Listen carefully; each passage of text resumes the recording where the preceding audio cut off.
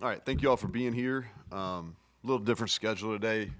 No school all week, so backed up practice. So appreciate y'all working with us. And happy Thanksgiving to everybody. And good win for our guys on Saturday. Really happy for our seniors to experience country roads for their last game. Recap that game versus UCF. A couple of team things I thought were important. Won the turnover margin. More importantly, points off turnovers. Won that 7-0. The middle eight was big for us. I thought we closed out the first half, opened the second half strong, 14-0 during that time, and then only 2 penalties in the game, and one of them by the punter. So you don't see that very often, but only 2 penalties. Thought we played discipline. Special teams overall, we had a good day. Won the field position battle handedly. I thought Ollie bounced back. He had one punt that wasn't, but the one from our end zone was a bomb. And I thought he really bounced back and hit the ball well. Michael Hayes had a really good day. Kickoffs, he gave us a chance, and kickoffs made a big field goal under in some bad conditions, and then Brinkman continues to perform at a high level. And we had 2 explosive kickoff returns. We blocked them really well. Preston broke a couple tackles. And then our kickoff coverage, which has been really, really good all year. It was again good. R.J. Harvey had a return there. We were able to get him inside the 20. So that was a good day overall on special teams. Defensively, I thought the fast start was critical. They took the ball. They go 3 and out. Second possession, we create a takeaway. That was the best we've covered. We got beat by a double move, and then on the last drive, we didn't play very well on their last touchdown drive, last time they had the ball. But other than that, I thought that was the best we've covered people. Wasn't perfect, but I thought that we were better in the game. Thought we tackled well, and then third downs, we got off the field, 3 and 9 in that area. Offensively, I thought we really controlled the game. 38 minutes, we were 12 of 18 into possession downs. Our pass game was not good enough. We got to trigger the ball at quarterback a little better. I thought our receivers did pretty good. We didn't protect as well, and we didn't trigger the ball. Gotten off to a fast start on both halves. I thought that was critical. Scored a touchdown on the turnover, and then too many negative plays overall. I think we had double-digit negative plays, which is not been the case for us most of the year, so that was disappointing. But I was pleased with how we finished the last drive. Took the last 5.5 minutes off the clock, and that was big. When we win, we give awards. So I'll go through that real quick with you. The offensive lineman of the week, played his best game of his career, was Jaquay Hubbard. Really played physical. Excited for him, how he finished in this stadium. Our special teams player of the week, or players of the week, had 2. Michael Hayes for his kickoff and the big field goal, and then Preston, 2 explosive kickoff returns, fielded all the punts in not ideal conditions, so that was good. Defensive player of the week, and you're not going to see him a ton on the stat sheet, and a lot of times in this game, the guy that gets credit on the stat sheet isn't always the guy that actually makes the play. Sean Martin made a ton of plays on Saturday, and they had to use 2 to block him, and he was dominant and really played well, and he's played well for 6 weeks now. Really consistent, and so he's a defensive player of the week. Offensive player of the week was C.J. Donaldson, 99 yards. He had 2 touchdowns. I thought he was extremely physical, got downhill in short yardage. Best he's played, and he got injured there in the second quarter, and so he practiced today, so he's going to be okay. But we gave some blue collar awards, and these awards go to people that really played well, did some of the dirty work. The first guy, special teams, in on defense was Ty French. He played extremely well. Wyatt Milam on offense, we ran behind him all night. He did a nice job getting movement at the point of attack. He's played at a high level all year. And so sometimes, because he's been so consistent, because he's played so well, I don't always mention him, but he's played at a high level. Hudson Clement played really well. 1 in man, made 2 huge catches in the game. The last one was a really difficult catch that he made. Defensively, the guys that we honored were Trey Lathan, probably his best game that he's played all year. Bounced back and thought he was really fast, played physical. Anthony Wilson had 10 tackles and was at the point of attack a lot. And then Fatorma Mulba continues to play. I thought how he controlled the center was a big piece of the game. And so those are the guys that we rewarded with our blue collar. The developmental guys, offense was Khalil Wilkins. Excited about him. He's making some real advancements. Jackson Beiser on defense, and then Donovan Grayson on special teams. So those were, and then our sideline, our Juice Award went to Chris Henry. So those were the award winners for the week. And with that, kind of move on to Texas Tech. This is one of the best weeks of the year. It's all football all week, no school in session, so our guys are really locked in. Very few people on campus, so a lot of time spent together. Texas Tech, talking about them, they've got a really good football team. Joey does a good job. Tough place to go play, and so long trip, but our guys are excited about making it. Offensively, I think it starts with them, tempo. They're going to play at a really high tempo. The running back's an elite player. Brooks has been in this league for a long time, been really productive both in the run game and the throw game. Morton, the quarterback, is playing well. He gets the ball out of his hands super fast. He's a threat to run too. And they're talented at tight end and wide out, and they're big. I think that the length that they have is really what sticks out. Defensively, they've played well versus us in the past. They played the run well this year. Kind of mix up their fronts, multiple fronts. They'll blitz a lot, especially run blitzing. They'll mix up their coverages, play quite a bit of man. They forced a lot of takeaways, so I think taking care of the ball is going to be huge. And then special teams, they have one of the best kickoff return units in the country. They've done a really nice job with that. Kicker has made multiple 50-plus yard field goals, and so it's going to be a challenge. And with that, I'll take questions. So with that challenge, obviously they can score a bunch of points. They've done it often. So keys for you guys, start with defense. What's the biggest key in trying to slow them down a little bit? Well, I think the first thing is we got to get aligned to their tempo. That's where they really feast. If they can get their tempo going, that usually happens after a made first or a really positive play on first down. So we've got to do a nice job of getting lined up. I think P and 10, first play, the drives are going to be critical downs for us. And then we've got to be able to contain their run game. If they can be where they're balanced, it's going to be a tough day. And so we've got to be able to limit their run game and minimize their explosive passes. They're going to throw the ball downfield. It's kind of what they do, but we've got to minimize that. And on the offensive on offense, it starts number one with taking care of the ball. You can't give up possessions, so that's the number one. Number two, we've got to play our game. Can't really get concerned about what they're doing on offense. We've got to play our game, and for us, it's about first downs. And we've got to continue to move the chains and get first downs, and those first downs will eventually lead to touchdowns. And then on special teams, the field position deal is going to be really important. Like I said, kickoff return wise, they're really good, and so we've got to be able to.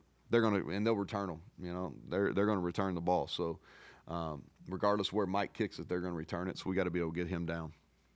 You mentioned the coverage being better against UCF being the best for a while. What makes you say that besides just the numbers? I know you dig deep into it, and then why do you have confidence that it also can be quality against Texas Tech? Well, it's a different animal this week. First of all, so UCF. They were pretty balanced coming in they're one of the better run teams in the country, but they were balanced. They were throwing the ball at a decent clip. But it's a different animal. You're talking about one of the best passing offenses in the country. And so we were better. I thought we matched routes better. We played the down and distance better, as far as playing the chains. Very few balls just caught right in front of us. That's been something that's plagued us this year. And so those are the things. And I thought our underneath coverage with our linebackers and our safeties on some of the catch, throw, quick game stuff was better. We had a couple PBUs, but it's a different challenge this week. The ball gets out of his hand really fast. A lot of stuff that's off their run game, screens, perimeter screens, RPOs that the ball's out fast, and then they're a huge vertical team, and so it's not just our corners, it's our safeties, it's our spear, our linebackers. It's going to take everybody, but it's a challenge, a whole different challenge. Anybody back that's been injured this week, or anybody in particular that you're wanting to know? Parks, Garnes, No, Gray. No. So let's go right here. So Garnes, no. Burks, no. He's going to be out for the year. Bray is going to be out for the year. Traylon Ray is going to be out for the year. I should have made some notes on it. Anybody else that y'all have questions about? That just regular season? Yeah. You don't know about bowl No, games? no. Everybody I just listed will be out for a bowl game. Bowl game too, Mhm. okay. Yeah. Your linebacker, number 10, I mean, statistically, he's as good as anybody. You see, he's got crooked numbers all across the board. What does he do well? What do you have to count for? Well, you can tell he's a really knowledgeable player, John. So you can tell that that he studies. He's around the ball a lot. Really physical. They put him at the point of attack, as far as some run blitzes. But he's physical, and he gets there with bad intentions. And you can tell, like, he's somebody that when you watch him play, you respect him because he's reading pullers. He does a really good job of reading hats on O linemen as far as run action pass or run play. And you can tell he likes to play, and he studies. You were there, obviously, for several years. Why is the DNA of that program so much in the pass game? Can you put your finger on what? Multiple coaches, decades worth? Yeah. They've No, always thrown the ball. Yeah, Greg, I think it's a good question. I think it goes back to Mike Leach, and you're talking about 20+ years of really high level offense. I think there's been some really good coaches go through there, and so that's correct. I think this team here is balanced. The Brooks is very unique. He's averaging over 100 yards rushing, plus they getting the ball in the pass game. But I think you're exactly right as far as that is in their DNA, the ability to throw the ball, and it's been that way for 20+ years. There's been a lot of really good coaches and a lot of good players, especially quarterbacks, receivers. What are some of the things that make Lubbock such a tough away game? Well, yeah, so first of all, the fans, they've done a great job at that stadium. It's a beautiful stadium. The students are into it. They get there early. They're right behind your bench, and it's loud. They've done a really good job of the noise stays in there now. And for us, it's a long trip, But that's what I would say that's, and their home record's been really good, So I think all those things combined. Brooks, he's caught, 15 passes the last 2 games, wasn't active like that before. Anything, what does that change when all of a sudden he's an extra possibility? Yeah, so I think going back and just watching, in particular, their last 2 games, the Coach Kidley, their coordinator there, whether it was at Houston Baptist or it's at Texas Tech or in Western Kentucky, all these places he's been, he's done a phenomenal job with vertical passing game. And looking at their last 2 games, you see them doing that maybe more than they were doing it earlier in the game or earlier in the season. So they've gone back to a lot of their vertical concepts, and Brooks is the check down on a lot of those. So when people drop out, I think the quarterback's maturing as well, and he's not forcing balls as much, and he's taking what the defense is giving him. And in the last 2 games, people have really dropped in coverage, and he's been there, and then he makes you pay when that happens. Improvement in triggering the ball in the passing game. Is that necessarily time to get the ball out, decisions on where to go? Well, we didn't protect very well, Kevin, in the game, and that really hasn't been an issue. We've protected.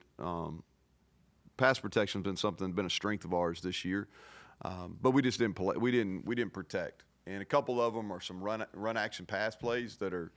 And they played their ends. UCF, for whatever reason, played their ends really high, and they got up the field, probably trying to reduce some of the quarterback run game.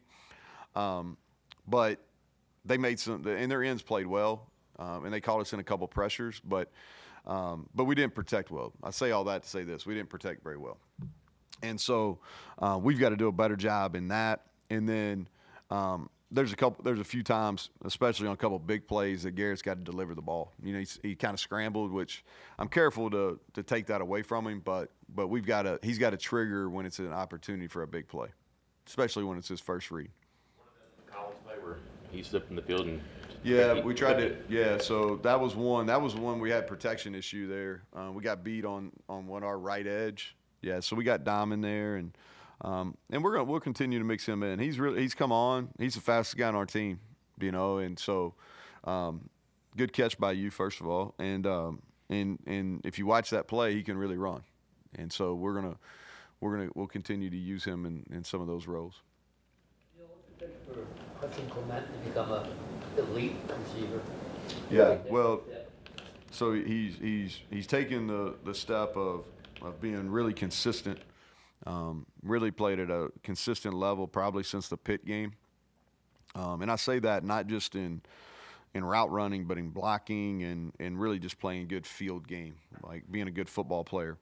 And so I think as he continues to mature, he's going to get faster, and not just top end fast, but like off his break points. I think that's kind of going to be the next step for him. He's got really good body control. He's got strong hands, consistent hands. He wins versus man coverage because he's got strength.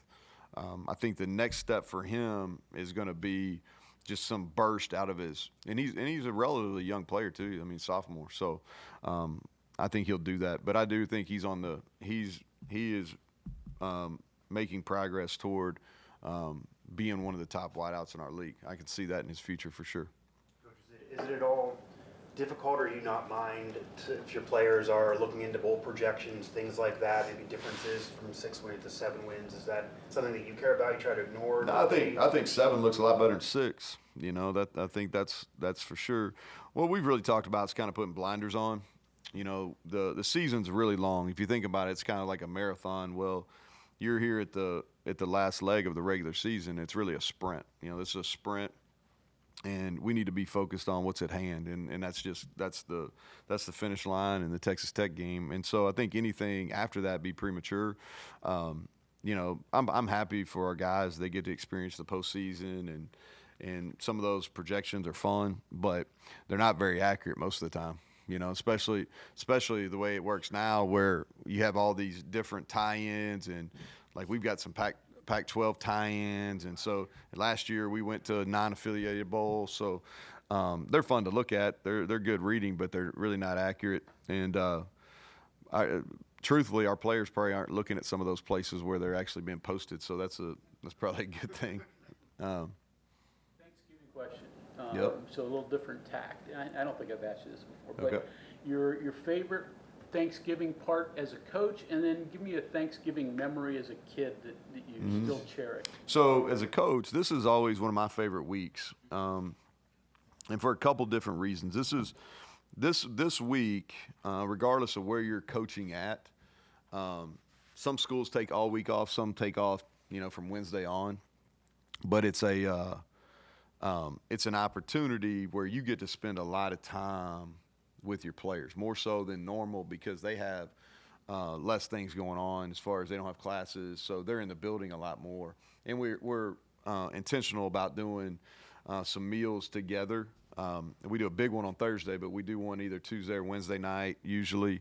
And we played a road game here the last several years, so that's even more time. So I really enjoyed that part of it. As far as, you know, I think for me, the three things that are, and I actually had this conversation with our team today, Thanksgiving-wise, football's been a part of that for me for almost my entire life. Obviously, you have family, and then you have food. Those are the kind of the things that tie in together with Thanksgiving. For me, I think anytime in high school football you had an opportunity to practice on Thanksgiving, that was big, because in Kentucky that meant you were in the state semifinals. So that's something that always sticks out to me.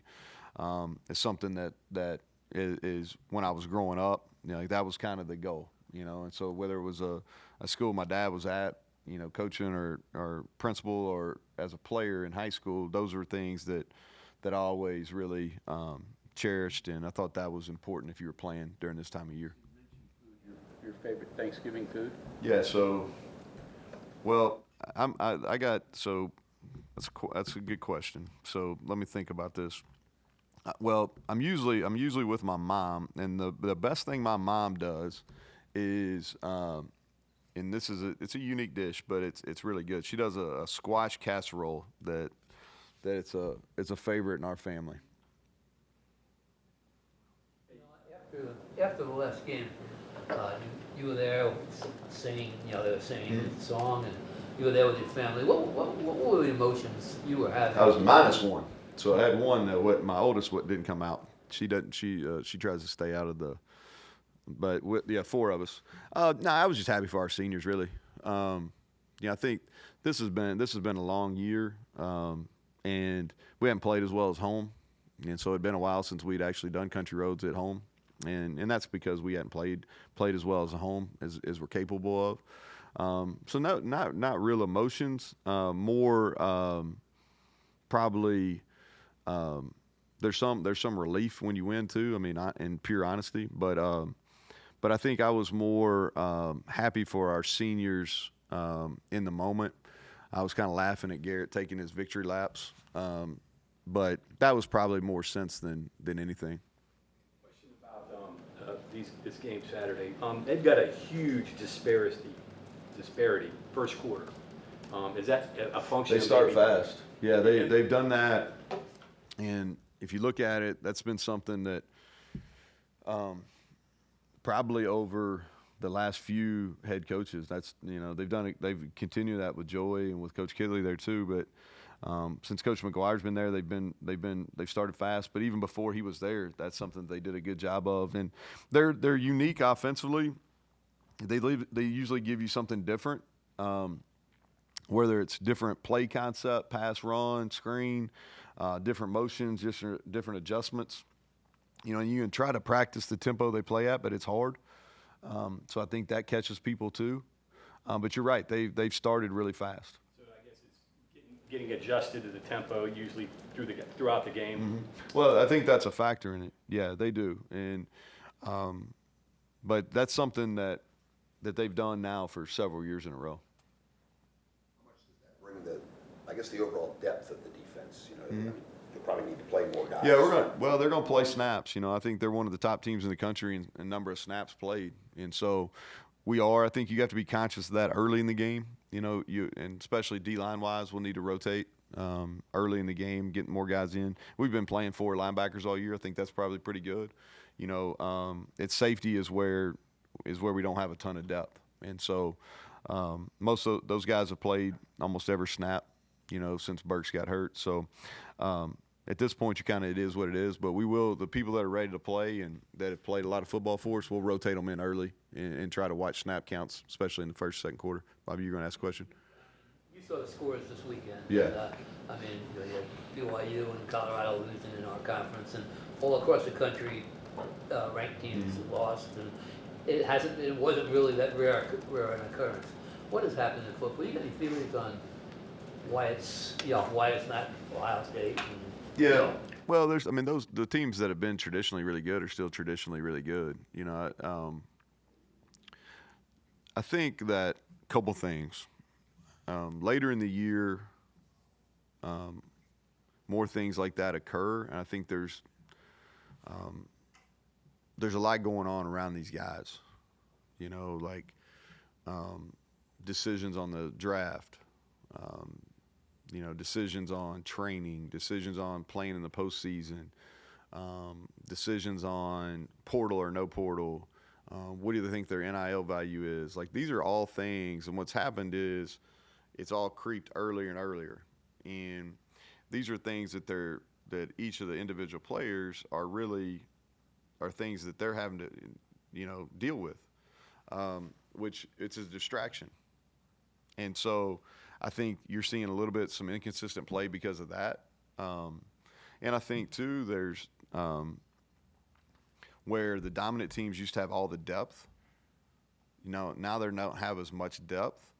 So those guys that were maybe second, third team there are now at other places, and they're really good players.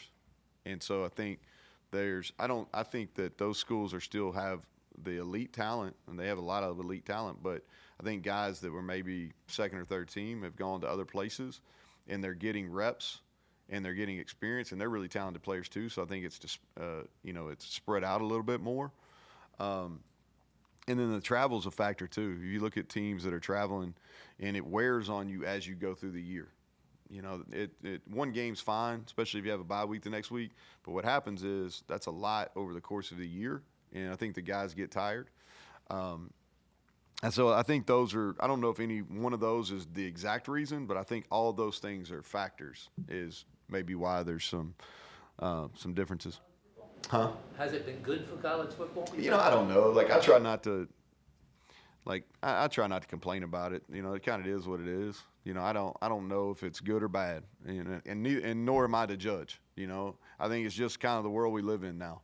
You know, and it's kind of, we've been in upheaval kind of for the last 3 or 4 years, and I think it'll continue for another several years. But I don't know if it's good or bad. It's just that's what we are in the midst of right now, and I don't think it'll change any time in the near future. To that end, do you have any thoughts on the situation with the Big 12 as a whole? Because there's an argument of Big 12 has more depth, but maybe not an elite team, maybe doesn't deserve the bye in the playoff, things like that. Do you have any?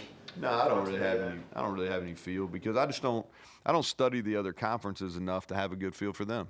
You know, I think that I think we have good depth in our league. I think we're rare in the fact that everybody within the league's competitive. I think there's some really good teams. We've beaten up on ourselves a little bit. Is that a concern at all? No, I think for us, I think for the Big 12, we just got to win some games in the playoff. I think that's what, at the end of the day, that's what it's about.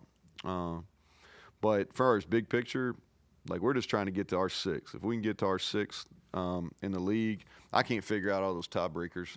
If you all can, more power to you. But we're mathematically alive, I guess. That's not something we're talking about. But we just want to we got a chance to finish strong here, and that's kind of what we're locked in on. Is this the week you can go over on the travel roster? We can. Okay, so that'll help a little bit, I guess, right? Yeah. Okay, Yeah. and then just for the way you all played in the road this year, focused, all that stuff, and good results. You mentioned, like, that environment, last game, there's no school this week. It's earlier start, I guess, technically, Yeah. but, like, just confident and curious how they respond, because it's been so well, but this is unique too, it seems. Yeah. So we got a chance here to finish with a really good Big 12 road record, and our guys have handled it real well. You know, this is a unique trip for a lot of reasons. We're playing at 11 a.m. You know, it's an early kick. I think a lot of times in these early kicks, it's the team that's ready to go at kickoff are the ones that have success. We practice in the mornings, so it shouldn't be much different to their body clock. But we've got to have a really good week of preparation. We got to handle the trip well, and then we got to go perform in a unique environment. And so there's I think it's a challenge to go play on the road. Our guys have accepted that challenge, and they got to do it one more time. 9 days away from signing day, so your thoughts as that approaches? Yeah. So I'll be truthful. Like, I'm kind of, I know when it is, and I spend a bunch of time on the phones and things like that. But I'm trying to live what I preach to our players, which is, man, we're worried about Texas Tech, and there's a bunch of things that are kind of after that, but that's kind of what we're locked in on. I'm aware of it. I talked to them. We had some official visitors last weekend, but the main focus is Saturday at 11. Thanks, Coach. All right, thank y'all.